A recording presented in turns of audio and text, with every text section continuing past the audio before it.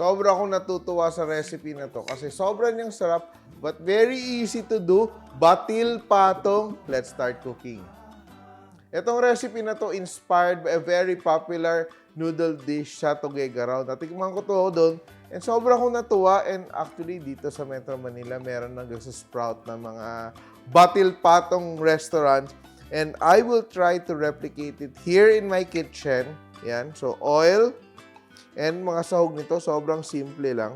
Batil patong, di ba? Batil. I don't know kung it makes sense. Batil is to beat, di ba? And patong ilalagay mo sa taas. So, yan ang gagawin natin.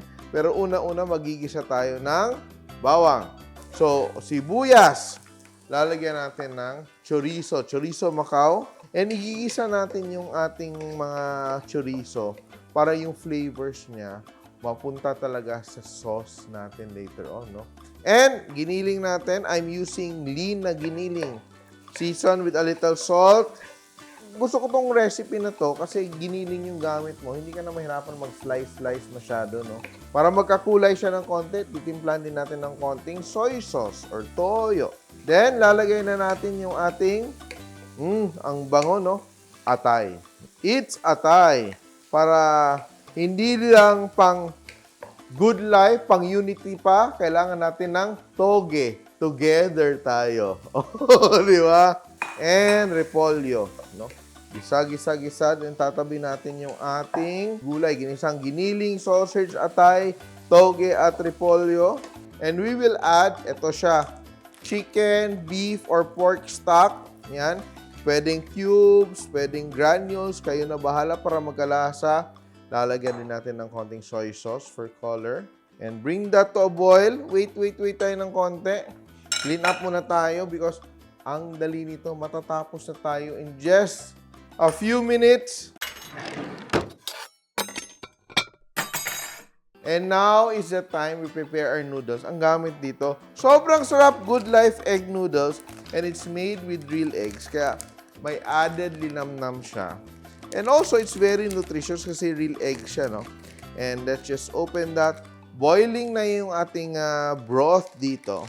And we will add our noodles. We will cook our noodles. So, we're cooking our egg noodles. And yung gagawin ko dito, yung broth, nakita mo sabaw siya, pero hindi sabaw yung ginagawa natin. Pansit yung ginagawa natin.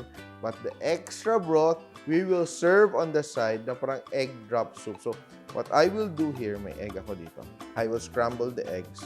So, while waiting for our noodles to magpa-fry ako ng egg. Some people poached. Some people, iba nga, hard-boiled egg. Iba naman, eto, prito, gusto ko ng fried egg. Crack! Ito yung pang-topping natin. And what I do here, I add a lot of pepper. So, I'm using freshly cracked black pepper. Yan talaga, oh. Sobrang simple lang ng timpla natin, oh. Halos toyo lang. And eto naman, pag kinain mo, ikaw na maglalagay ng kalamansi mo, chopped onions, di ba? Then, ang ating noodles is done. Winner, oh. Winner. Yan.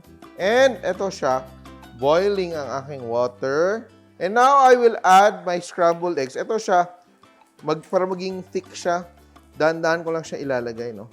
Then ngayon, dahil batil patong siya, luto na yung aking fried egg. Binatil ko siya, then patong. Ito, pang pa-good life talaga to. Sarap-sarap, oh. Meron tayong fried garlic. Para nagugutom na ako, Additional black pepper. And ito ating fried egg. Grabe! And that is our Pansit Batil Patong. And meron tayong pasabaw ng konti. Happy ako dito. Sometimes yung mga simpleng recipe lang, ang sarap kainin.